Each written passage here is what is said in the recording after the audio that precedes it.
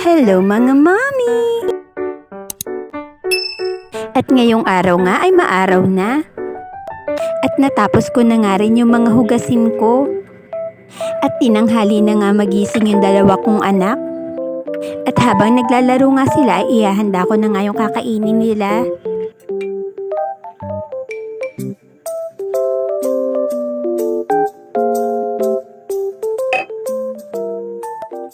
May imbutido pa nga kagabi kaya ipiprito ko na nga lang uli yan. At dahil nga malamig ang panahon, tinanghali nga ng gising yung dalawa. At ayun na nga, nakatipid na nga tayo ngayon dahil diretso tanghalian na nga sila. Hindi ko na nga sila pinilit gumising ng maaga. Kasi nga ang sasarap nga ng tulog nila.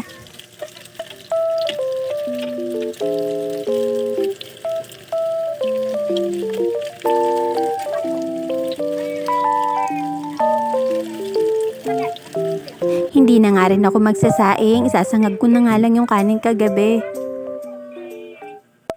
At kapag wala nga talagang budget kung ano nga yung inulam namin kagabi ay ayun din ang inuulam namin kinaumagahan. At pagkatapos ko nga magprito yung kanin kagabi ay isasangag ko nga lang.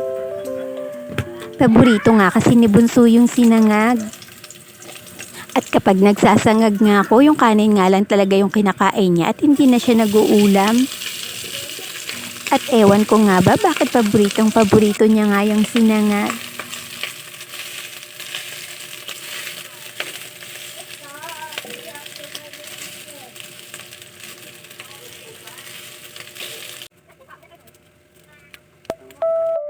At dahil nga imbutido yung ulam namin, ito nga yung gagawin naming sausawan ni Kuya.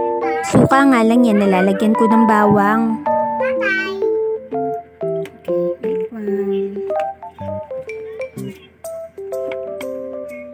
At nangungulit na nga si Bunso dyan at papaliguan ko na nga muna siya bago nga kumain.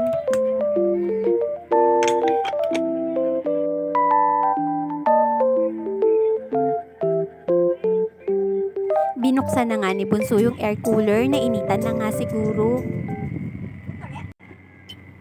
At hindi talaga mapapantayan ang kakulitan ng mga toddler.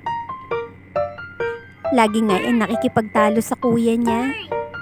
At minsan nga kahit nga napakaingay sa bahay, para nga sa akin isa yung magandang musika. Dahil nga darating ang panahon na maglalakihan din sila at hindi na nga natin maririnig yung ingay nila. Kaya nga habang bata pa nga sila ay enjoyin na nga lang natin yung kakulitan nila. Dahil ang realidad nga, minsan nga lang silang magiging bata.